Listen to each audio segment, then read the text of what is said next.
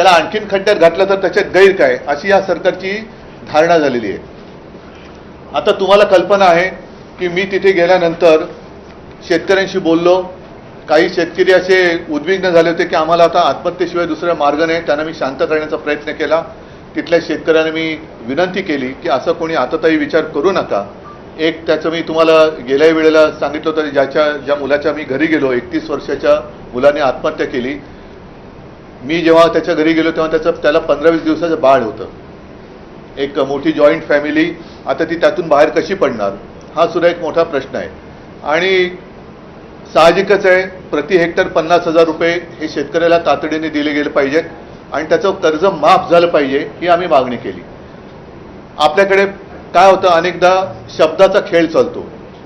मी ओला दुष्काळ हा शब्द वापरण्यापेक्षा आपत्तीग्रस्त हा शब्द वापरला. आणि आपत्तीग्रस्त, मग आपत्ती, तुम्ही एखादा शब्द नाही म्हणून संकट नाकारू कसं शकता?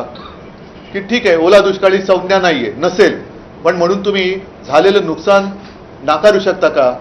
आणि ओला दुष्काळ ही जर का संज्ञा नसेल तर मग मला असं वाटतं की काही वेळेला माणसांच्या पदाप्रमाणे शब्द बदलतात का? की काही शब्द ते ज्या पदावर असतात तेव्हा ते शब्द अस्तित्वात येतात आणि पदानंतर दुसऱ्या पदावर गेले ते शब्द नाहीसे होतात, असं काय आहे का? कारण माझ्याकडे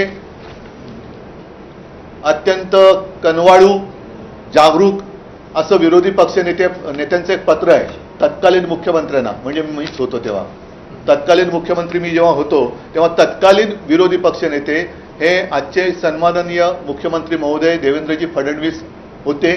आणि त्यांनी तेव्हा मुख्यमंत्र्यांना एक पत्र